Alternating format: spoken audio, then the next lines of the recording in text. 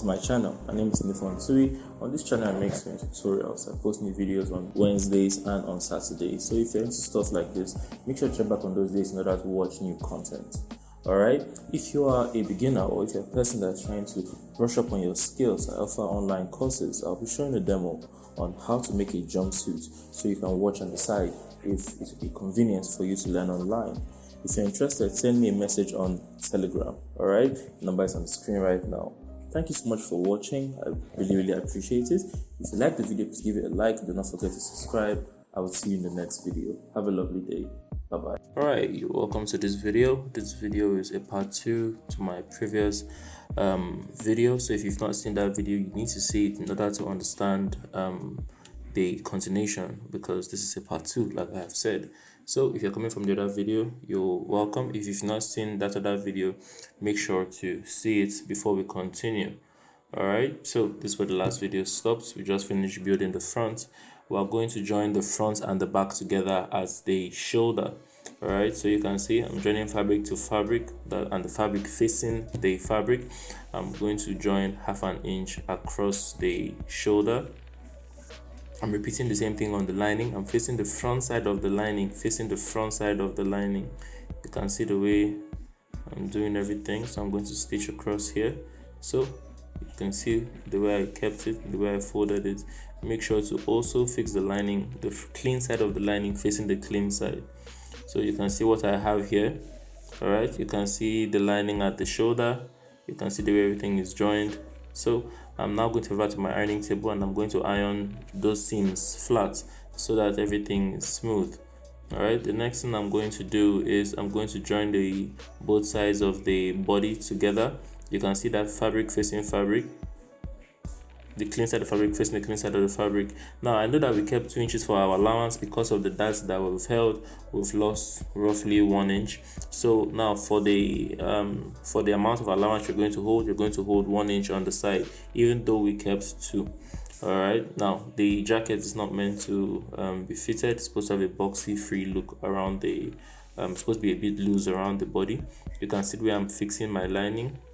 I'm joining the front, the clean side of the lining facing the clean side of the lining. You can see that. See the way this looks. With that, we have joined the side together. The next thing I'm going to do, I'm going to repeat the same thing on the other side, and then I'm going to iron it flat like so. Alright, on both the fabric and on the lining. Alright, with that, when you're done doing that, you would have built the jacket up to this level where all we have left is the bottom. So look at where I'm turning it to the wrong side.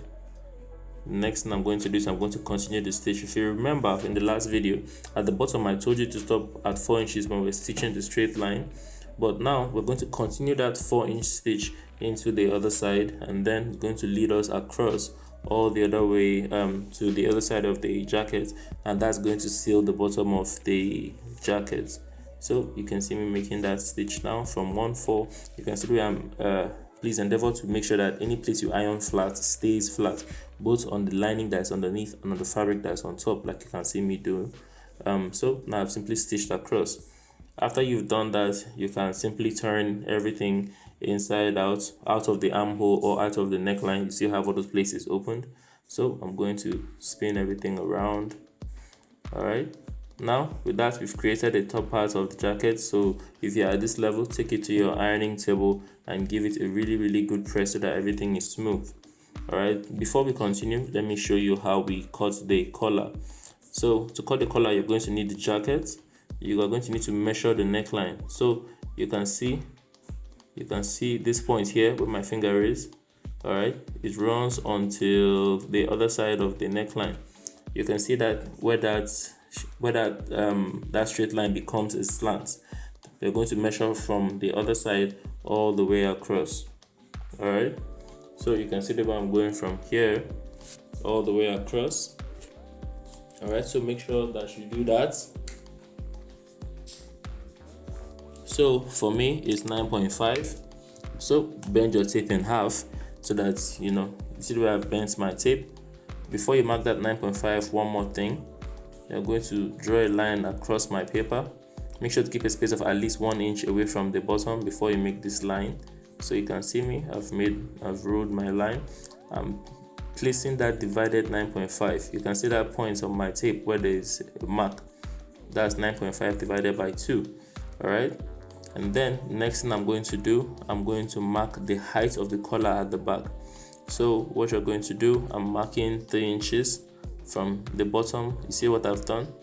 All right. After you've made that mark of 3 inches, you're going to rule a line across the paper at that 3 inches as well.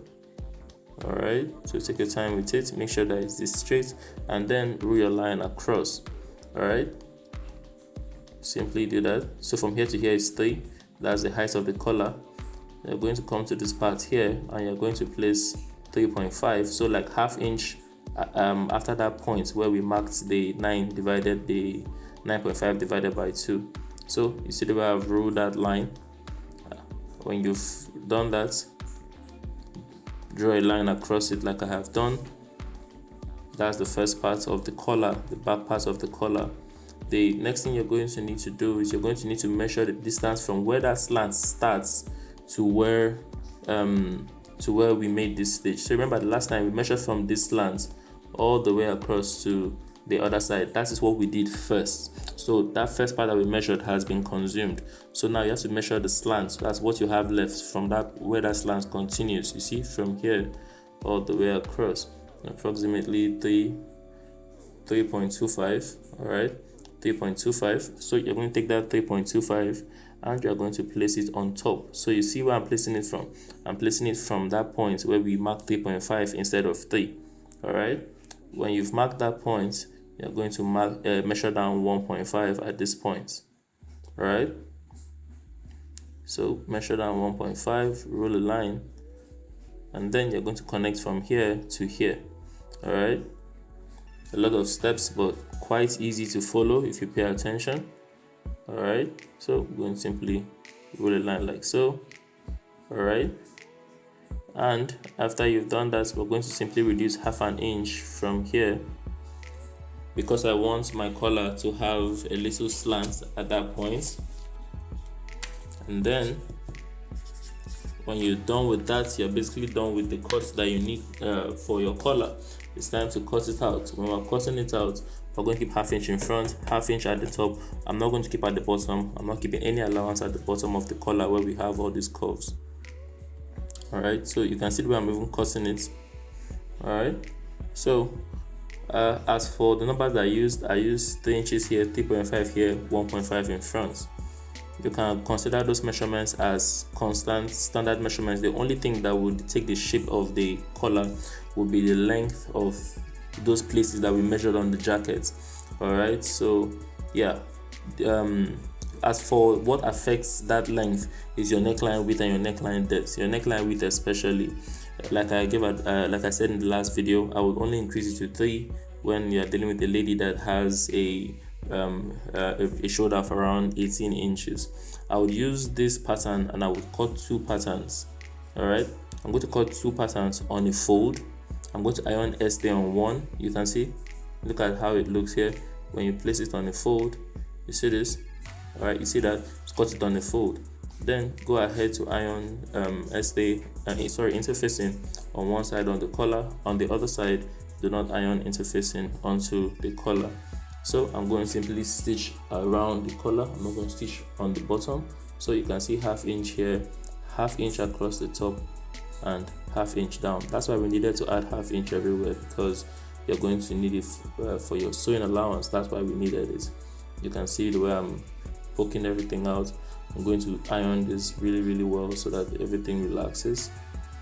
After this has been ironed, the next thing is to plant the collar inside here. All right, you want the side with the interfacing to face the inside of the jacket. So where your lining would be is where the interfacing would face, so that by the time it turns out, it will turn out correctly. All right, when you figure that out, pass your hand through your armhole, pick the both of them like so, turn everything inside out. All right, push out that collar again. I'm going to continue from that place that I notched. You see that line where I stopped stitching in the last video, where we stitched 1.5 from the edge to that point. So I'm now going to stitch across. I'm consuming half an inch as I'm stitching across. This stitch I'm making is joining the main side, that's the main fabric, the collar in between it, and the lining on the other side. You can see where I held the three of them. So I'm stitching across everything, stitching my collar inside while I'm doing that.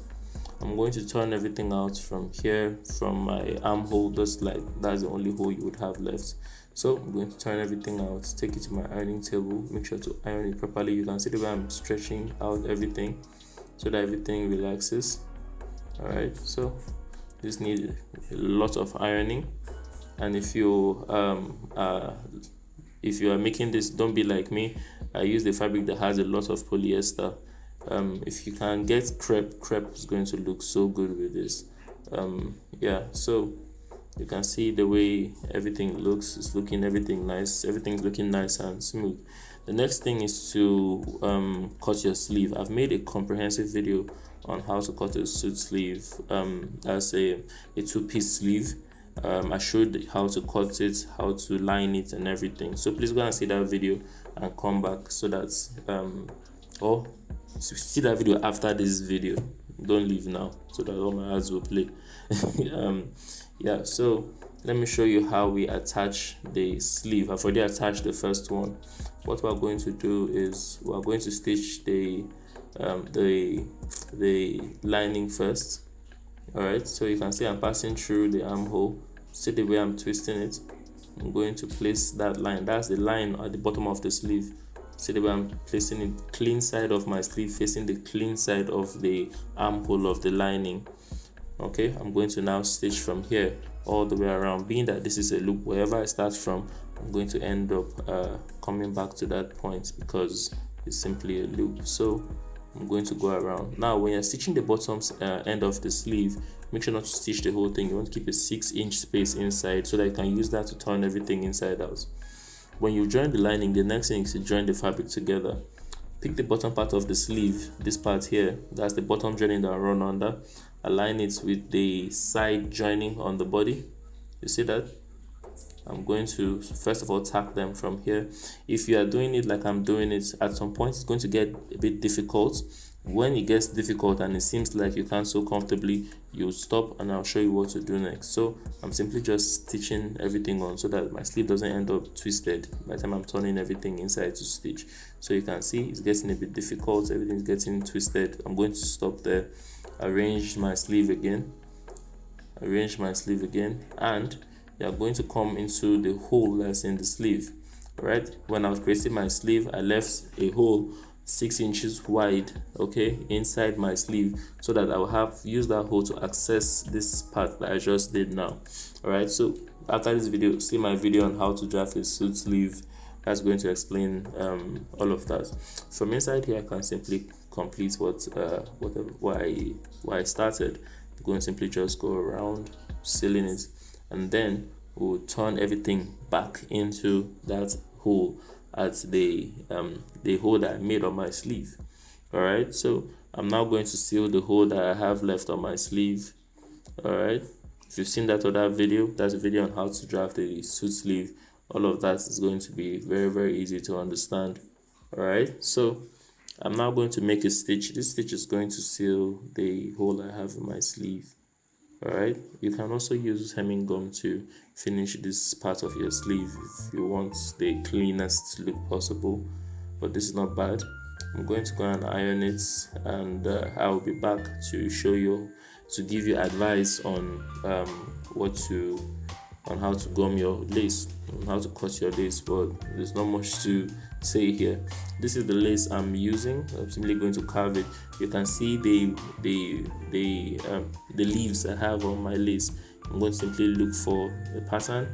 All right, use my scissors to carefully cut it out, as many as I can from the fabric that I have, and I'm going to use fabric glue to glue it on the jacket. All right, as for the fabric glue I'm using, I'm going to use UHU. That's this one I'm working with. Yeah, it's not sponsored, of course it's not sponsored, but yeah, this is what I use. I also use the other white one. What's the name? SPF? No, it's not SPF, but it's one funny name. Something 100. It's in a white tube, has a metal tip. That also works too. Alright, so yeah, let me do that. Look at how the pattern looks. You see this petal? I'm going to use the fabric glue it on the wrong side of the fabric, and simply just glue it onto my jacket. There's not much to it. Alright, so I'm going to carve some more of this, place it however I desire. Depends on with this it's a lot of how you feel. Alright, based a lot on how you feel. If you've watched this far, I'm going to see you in the next video. Do have a lovely day. I'll see you in the next video. Like I said before, if you liked this video, make sure to click the like button. It really helps me out. Alright, so have a nice day.